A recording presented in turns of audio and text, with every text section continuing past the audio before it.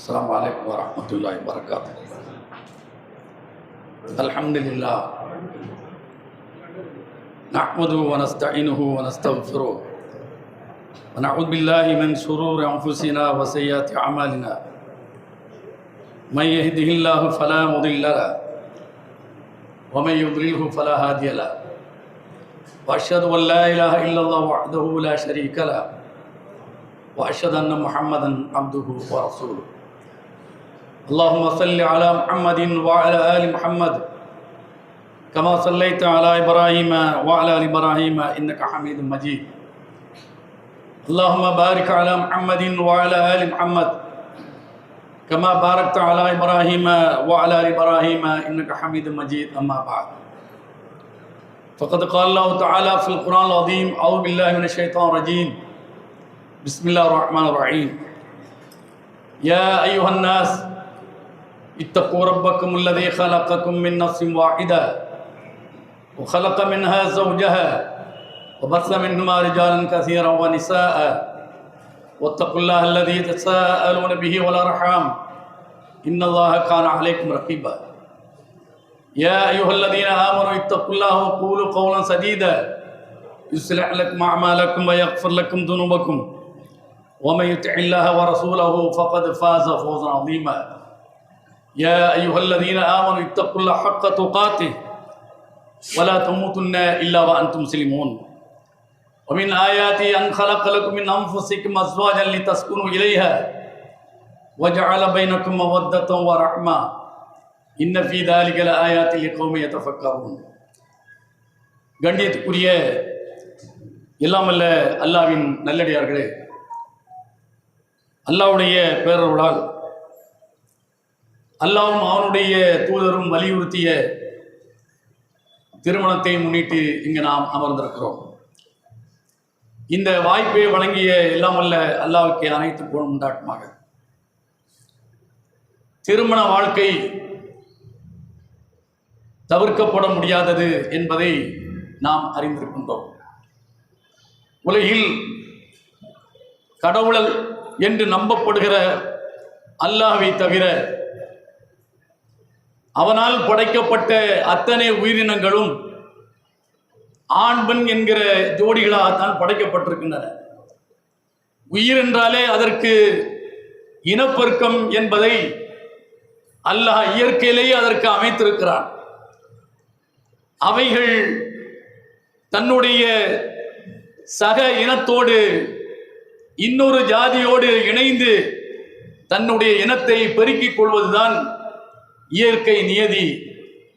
அந்த நியதியை எந்த உயிரும் இந்த உலகில் புறக்கணித்ததில்லை, மனிதனை தவிர. மனிதன் உச்ச நிலையை அடைய வேண்டும், மனிதன் கடவுளாக வேண்டும் என்று எண்ணிக்கொண்டு குடும்ப வாழ்க்கை, பெண்ணை மணமுடித்து வாழ்வது என்பது அதற்கு தடையாக இருக்கிறது என்று இந்த மனித சமூகத்திலேயே புரியாதவர்கள் துறவரத்தை மேற்கொள்வதை பார்க்கிறோம். இது மற்ற மதங்களில் அதிகமாக நீங்கள் பார்க்கலாம், இஸ்லாமிய மார்க்கத்தை தவிர. இஸ்லாமிய மார்க்கத்திலும் இது போன்று துறவரங்கள் ஒரு காலத்தில் மிகப்பெரிய ஒரு மரியாதைக்குரிய ஒன்றாக பார்க்கப்பட்டது. அது இஸ்லாம் அனுமதித்ததல்ல, இஸ்லாம் விரும்பக்கூடியதல்ல. துறவரத்தை எல்லாம் தாண்டியதுதான் இஸ்லாம். காரணம், அல்லாஹ் திருக்குர்ஆன் 4ஆம் அத்தியாயம் தொடக்க வசனத்திலே குறிப்பிடுகிறார். இது போன்ற சபைகளை நபி அவர்கள் உரை நிகழ்த்துகிற போது அந்த வசனத்தை மக்களுக்கு எடுத்து கூறிதான் உரையே அவர்கள் ஆரம்பிப்பார்கள். யா அய்யுஹன்னாஸ், மக்களே, இத்தகு ரப்பக்கும் அல்லதி ஹலகக்கும் மின் நஃப்ஸின் வாஹிதா, ஒரு உயிரிலிருந்து உங்களை படைத்த உங்களுடைய ரப்பை நீங்கள் பயந்து கொள்ளுங்கள். ஹலக மின்ஹா ஸௌஜஹா, அந்த ஒரு உயிரிலிருந்து தான் அந்த உயிருக்கான ஜோடியை படைத்தான். ஆதம் என்கிற ஒரு உயிரை அல்லாஹ் படைத்தான். அதுதான் அவன் கையால் படைத்தது. அவன்தான் களிமண்ணை அல்லாஹ் குலைத்து அதற்கு தன் உயிரை ஊதினான். பிறகு ஆதமுடைய விழாவில் இருந்துதான் அவருக்கான இணையை ஜோடியை அல்லாஹ் படைத்தான். படைத்ததோடு அல்லாஹ் விட்டுவிடவில்லை. அந்த இரு உயிரிலிருந்து ஆண் பெண் என்கிற ஆதம் ஹவ்வா என்கிற உயிரிலிருந்து உலகில் வியாபித்திருக்கிற ஆண் பெண்களை அவன்தான் பரவச் செய்தான். இது மனிதனுக்காக அல்லாஹ் சொல்லக்கூடிய செய்தி, குர்ஆனின் வழியாக அல்லாஹ் சொல்லக்கூடிய செய்தி.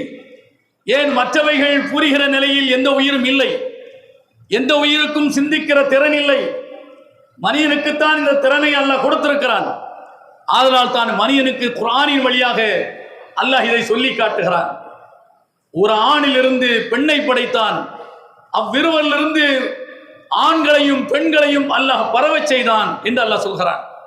அப்ப இதிலிருந்து கூடி வாழ்வது என்பது மனித சமூகத்தில் தவிர்க்க முடியாதது என்பதை அல்லாஹ் குர்ஆனில் சொல்லித் தருகிறான்.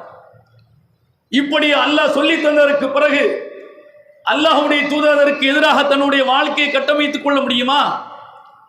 குர்ஆனுக்கு முன்னுதாரணமாக வாழ்ந்து காட்ட கடமைப்பட்ட இறை தூதர் அவர்கள் அப்படித்தானே வாழ்ந்திருக்க வேண்டும்.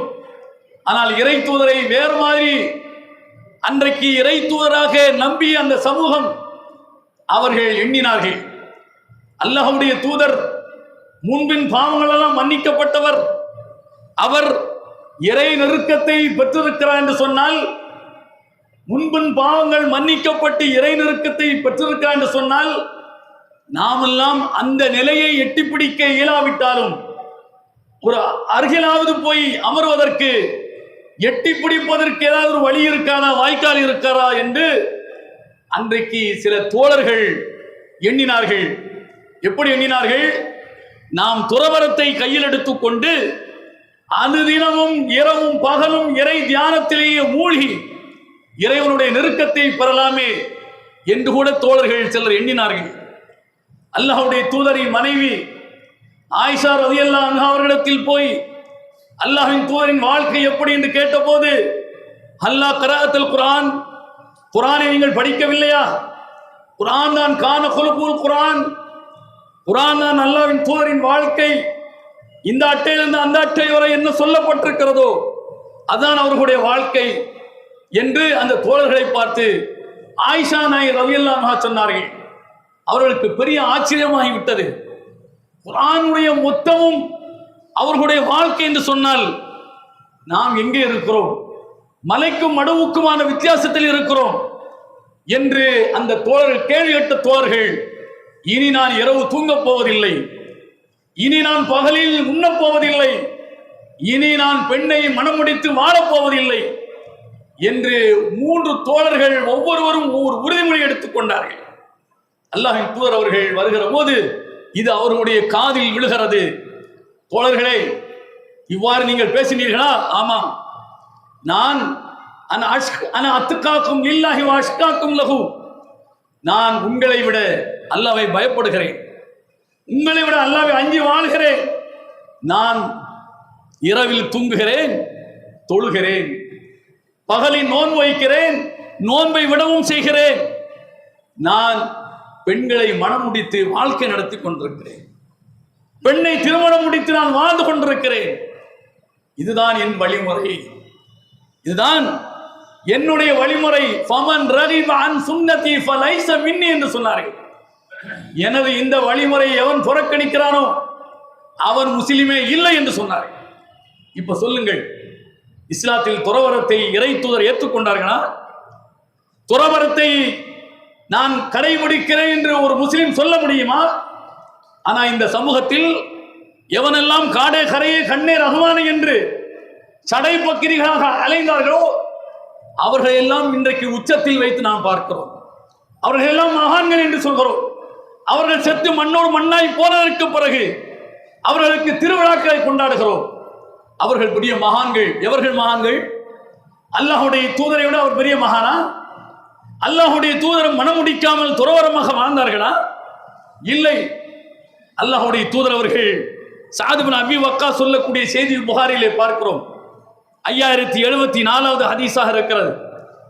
ரத்த ரசூலுல்லாஹி ஸல்லல்லாஹு அலைஹி வஸல்லம் அலா உஸ்மான் இப்னு மல்ஊன் அத்தவத்துல் வலவ் அதின லஹு லக்தஸைனா.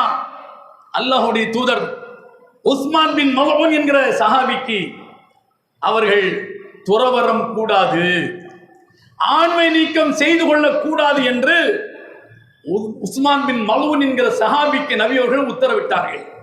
கூடாது என்று சொன்னார்கள். உஸ்மான் பின் மல்ஊனுக்கு அல்லாஹ்வுடைய தூதர் ஆண்மை நீக்கம் செய்வதற்கு அனுமதித்திருந்தால் லக்தஸைனா, சஹாபாக்கள் சொல்கிறார்கள், நாங்கள் எல்லாம் ஆண்மை நீக்கம் செய்திருப்போம். என்ன அர்த்தம்? குடும்ப கட்டுப்பாடு நாங்கள் செய்திருப்போம், இல்லறத்தை தொடர்ந்திருப்போம், அதற்கான வழியை கையில் எடுத்திருப்போம் என்று சஹாபாக்கள் சொல்கிறார்கள். ஏன் இந்த முடிவை உஸ்மான் பின் மல்ஊன் எடுக்க போனார்? அன்றைய சூழல் அதுதான். ஒரு நாள் உண்ண உணவு கிடைத்தால் பல நாட்கள் பட்டினியாக இருக்க வேண்டிய நிலை ஏற்படும். இதில் எங்கே இன்னொரு பெண்ணை மணமுடித்து குடும்பமாக வாழ்வது, அவளையும் சேர்த்து எப்படி கட்டி இழுத்து செல்வது என்று எண்ணினார். அல்லாஹ்வுடைய தூதரை அனுமதிக்கவில்லை. அப்படி ஆண்மை நீக்கம் செய்வதற்கு இடமில்லை என்று நபி அவர்கள் சொன்னார். இன்றைக்கு உனக்கு சூழல் இப்படி இருக்கலாம், நாளைக்கு இறைவன் அதை மாற்றலாம். நீ ஒரேடியாக ஆண்மை நீக்கம் செய்து கொண்டால் எதிர்காலத்தில் உனக்கு வாய்ப்பு கிடைக்கிற போது நீ அல்லாஹ்வை பழிக்க வேண்டியது வரும். அதனால் ஒரு காலம் ஆண்மை நீக்கம் செய்யக்கூடாது. திருமணம் முடிக்க வசதி இல்லையா? வசதி இருக்குதா? இருவருக்கும் அல்லாஹ்வுடைய தூதர் சொல்கிறார்கள், யா மாஷர ஷபாப் மன் இஸ்ததா மின்குல் பாஅ ஃபல்யதஸவ்வஜ்.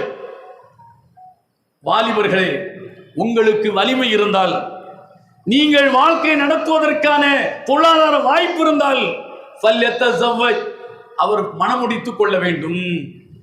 ஃபஇல்லம் யஸ்ததி, அவருக்கு வாழ்வாதாரத்துக்கான வழி இல்லை, உடல் வலிமை இல்லை, அவர் நோன்பு நோற்றுக் கொள்ள வேண்டும். அவர் தான் நோன்பு வைக்க வேண்டும். ஒரு நாள் நோன்பு, மறுநாள் இல்லை. கிடைக்கும் போது சாப்பிட்டுக் கொள்ள வேண்டும், கிடைக்காத போது நோன்பு இருந்து கொள்ள வேண்டும்.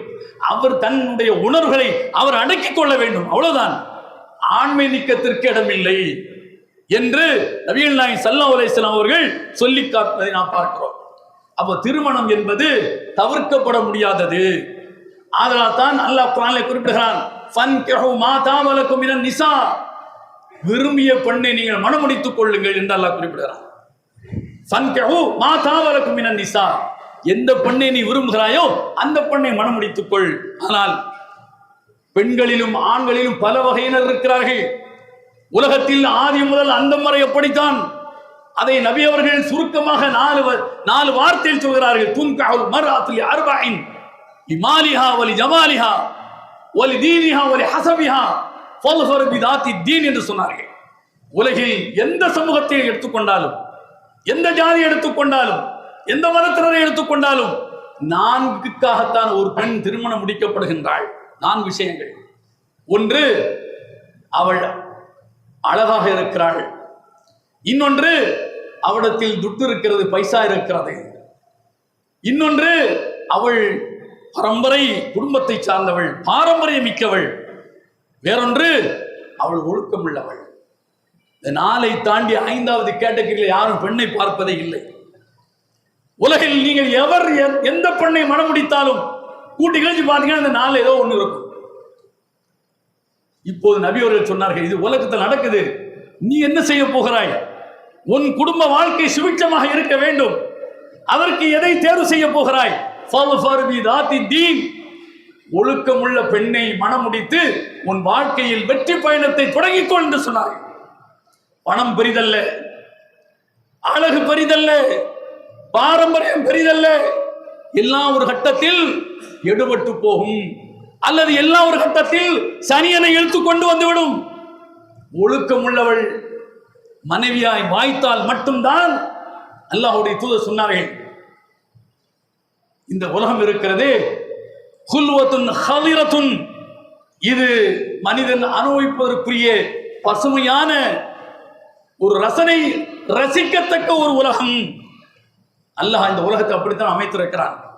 அதில் மிகப்பெரிய அனுபவத்திற்குரிய, மிகப்பெரிய இறைவன் தந்திருக்கிற மிகப்பெரிய அருள் எது என்று சொன்னால் மர்அத்து சாலிஹா, நல்ல குணமுள்ள பெண் என்று அல்லாஹ் தன்னுடைய திருமறையிலே சொல்லி காட்டுகிறான். நபிகள் நாயகம் ஸல்லல்லாஹு சொல்லி காட்டுகிறார்கள்.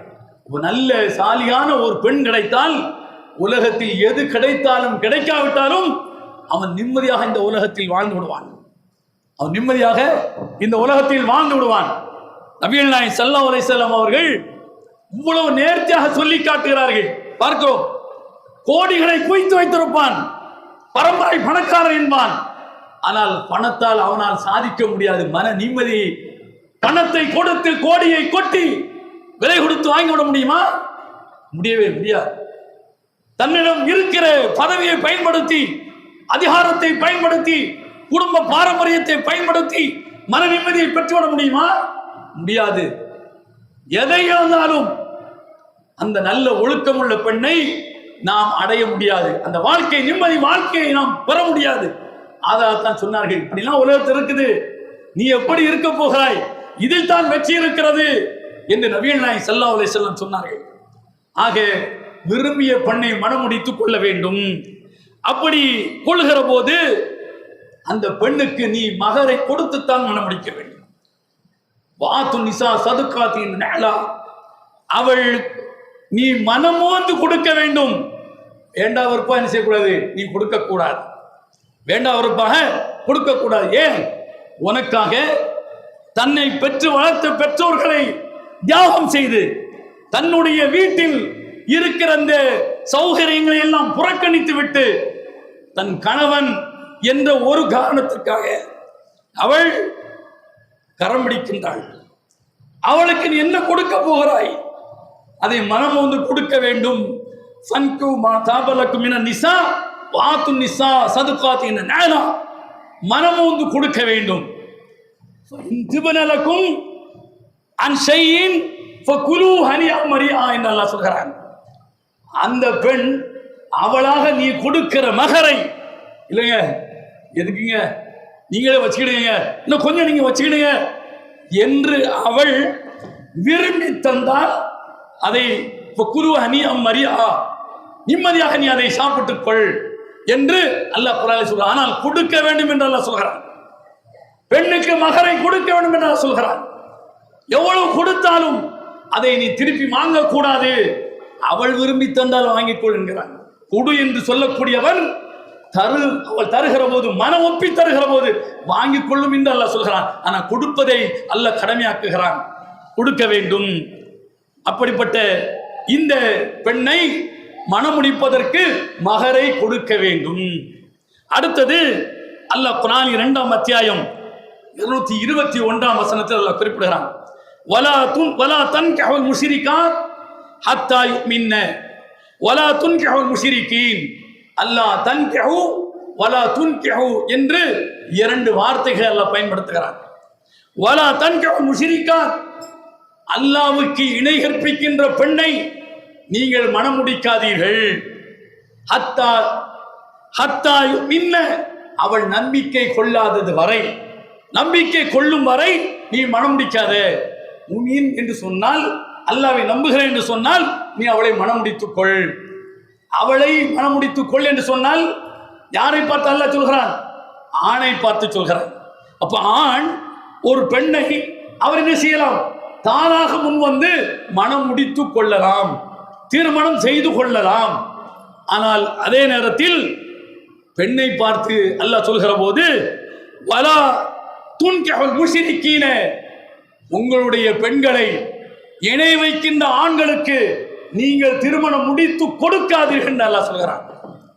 ஒரு ஆண் நீ திருமணம் முடித்து கொள் என்கிறான், ஒரு பெண்ணுக்கு அவளை முடித்து கொடுக்காதீர்கள் என்று அல்லாஹ் சொல்கிறான். இப்ப ஆண் தான் திருமணம் முடித்து கொள்ளலாம். ஒரு பெண் இன்னொரு ஆண் அந்த பெண்ணை மனம் முடித்து கொடுக்காமல் அவள் திருமணம் முடிக்க முடியாது. அப்ப தான் ஒரு பெண் தானாக வந்து ஒரு ஆணை மனம் முடிக்க முடியாது. ஒரு பெண் தானாக வந்து ஒரு ஆணை மனம் முடிக்க முடியாது என்பதை அல்லாஹ் பிரித்து 2 வார்த்தைகள் அல்லாஹ் சொல்லி காட்டுகிறான். ஏன் சொல்கிறான்? ஆணும் பெண்ணும் சமம் அல்ல, ஆணும் பெண்ணும் சமம் அல்ல. இயற்கை நியதி. உலகத்தில் வேண்டுமென்றால் வாயால் வடை சுடலாம், ஆணும் பெண்ணும் சமம் என்று. ஆனால் இயற்கை நியதி 2ம் சமம் அல்ல. அவர்களே வாயால் வடை சுடுகின்றவர்களே தாங்கள் சொல்வதற்கு முரணாக நடப்பதை பார்க்கிறோம். பெண்ணுக்கு 33% இடஒதுக்கீடு தர வேண்டிய 33%, 50% ஒதுக்கிவிட வேண்டியதானே? அப்ப இதிலே வழங்குகிறது பெண் என்போல் 1/3 தான். 1/3 தான் பெண்ணுக்கு, 2 பங்கு ஆணுக்கு என்பதை, 66% ஆணுக்குத்தான் என்பதை அவர்களே என்ன புரியாமல் சொல்கின்றார்கள். ஆணும் பெண்ணும் சமம் அல்ல என்பதை அவர்களே இஸ்லாம் ஒத்துக்கொள்கிறார்கள். அதைத்தான் இஸ்லாம் சொல்கிறது, ஆணும் பெண்ணும் சமம் அல்ல. ஆண் நீ மனமுடித்துக்கொள், பெண்ணை நீ மனமுடித்து கொடுக்காதே. கொடுக்காது என்றால் இங்கு யார் இருக்க வேண்டும்? பெண்ணை பெற்றவன் இருக்க வேண்டும், வலி இருக்க வேண்டும்.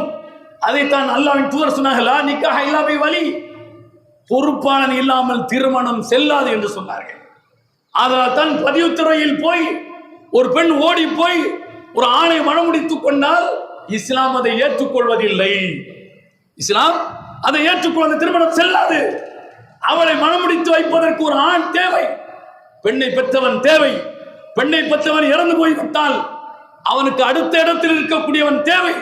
பிறகுதான் தலைவர், ஜமாத்து தலைவர், வக்கீலாக இருக்க வேண்டும் என்று இஸ்லாம் சொல்கிறது. அவர் பெண் தானாக மனமுடித்துக் கொள்ள முடியாது, ஒரு ஆண் மனமுடித்துக் கொள்ளலாம். ஒரு பெண்ணை ஒரு ஆண் தான் மனமுடித்து வைக்க வேண்டும். அதுதான் வலி.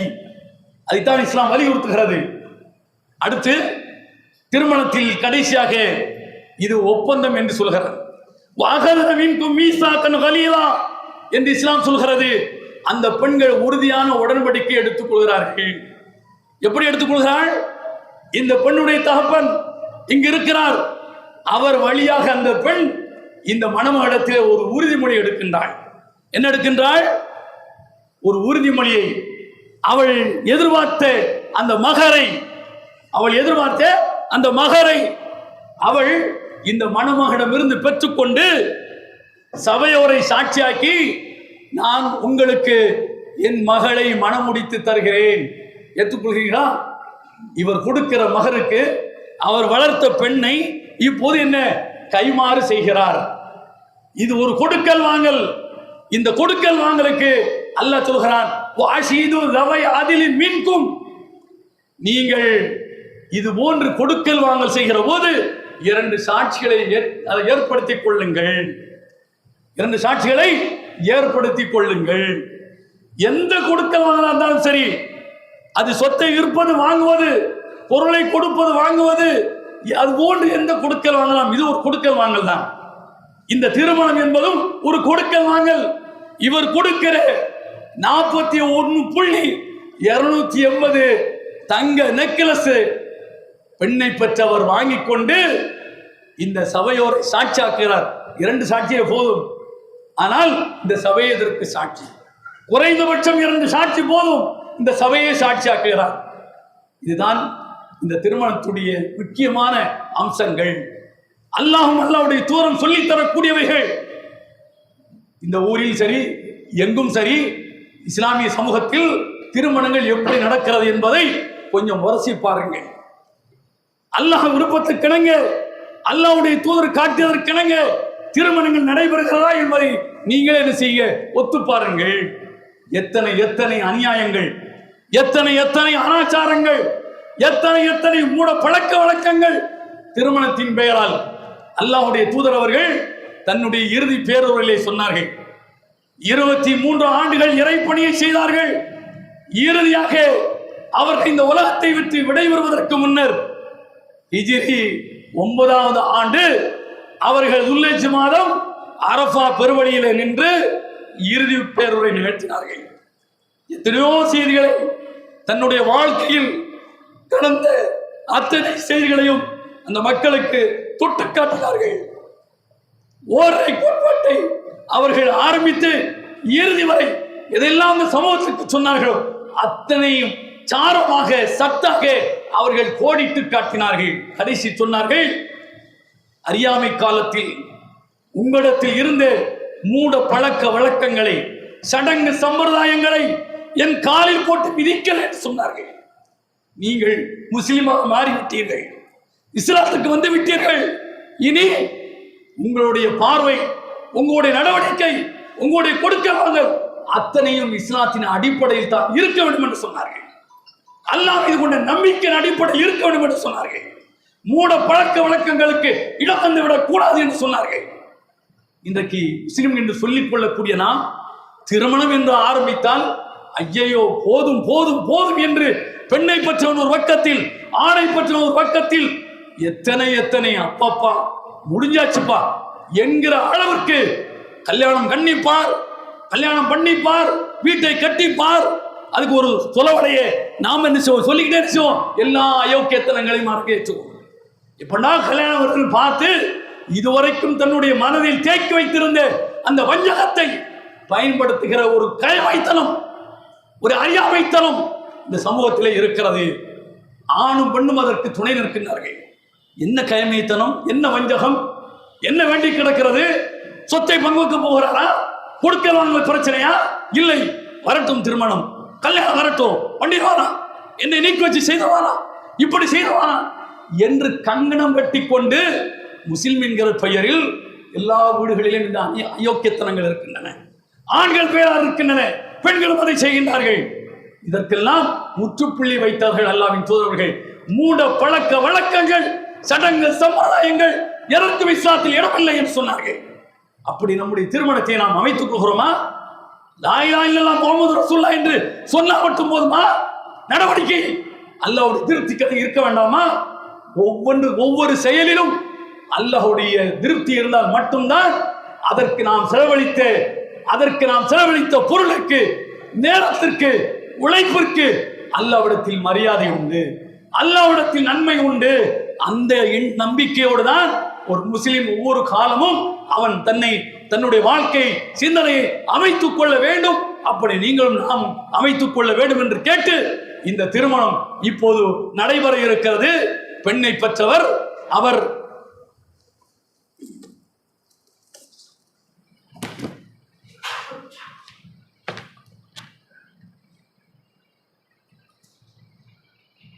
முகமது நசீம் அவர்களிடமிருந்து 41.280 மில்லிகிராம் தங்க நெக்லஸை தான் மணக்க இருக்கிற மணப்பெண்ணுக்கு மகராக கொடுத்து இதை பெற்றுக்கொண்டு பெண்ணுடைய தகப்பனார் சபையோரை சாட்சியாக்கி இப்போது திருமணம் நடத்தி வைப்பார். திருமணம் முடிந்ததற்கு பிறகு இந்த மணமகனுக்காக அல்லாஹ்வின் தூதர் அவர்கள் வாழ்த்திய வாழ்த்தை நீங்கள் வாழ்த்த வேண்டும். அல்லாஹ்வுடைய தூதர் என்ன வாழ்த்தினார்கள்? பாரக்கல்லாஹு லக வ பாரக அலைக வ ஜமஅ பைனகுமா ஃபீ கைர். ஏன் அதை மணமகனை பார்த்து நபி அவர்கள் வாழ்த்தினார்கள்? பாரக்கல்லாஹு லக, அல்லாஹ்வே உனக்கு அகத்தில் பரக்கத்தை அவன் பொழியட்டும். ரஹிமக்கல்லாஹு லக என்று சொல்லவில்லை, ரஹிமல்லாஹு லக என்று சொல்லவில்லை, பாரக்கல்லாஹு லக என்று சொன்னார்கள். ரஹமத்துக்கும் பரக்கத்துக்கும் வித்தியாசம் இருக்கிறது.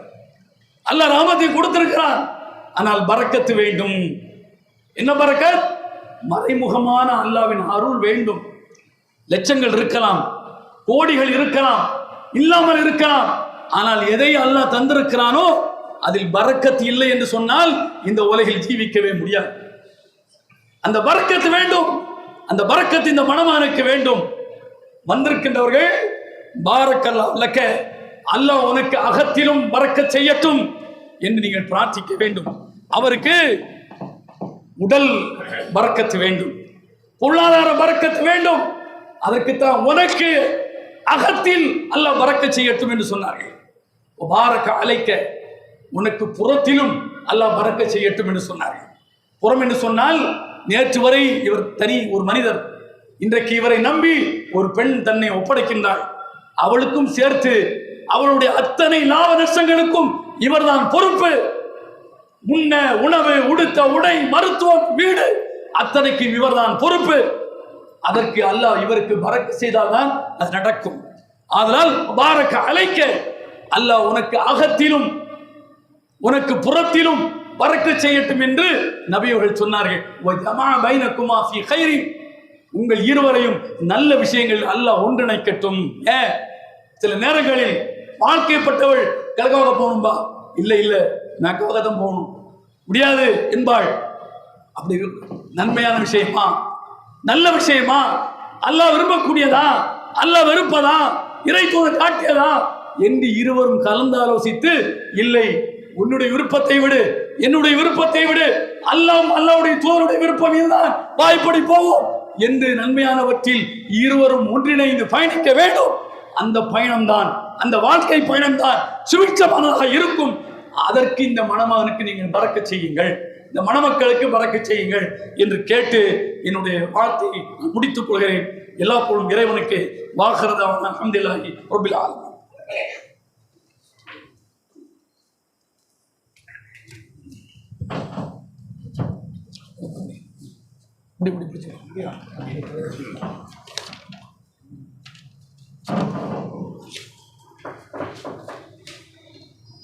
அஸ்ஸலாமு அலைக்கும். MM முகமது நசீம் ஆகிய உங்களிடமிருந்து 41.280 கிராம் தங்க நகையை, தங்க நெக்லஸை மகராக பெற்றுக்கொண்டு இஸ்மியா அப்ரக் ஆகிய எனது மகளை சபையோர் சாட்சியாக உங்களுக்கு திருமணம் முடித்து தருகிறேன். ஏற்றுக்கொள்கிறீர்களா? ஏற்றுக்கொண்டேன். பாரக்கல்லாஹு லக வ பாரக அலைக்கும் வ ஜஅல பைனக்கும்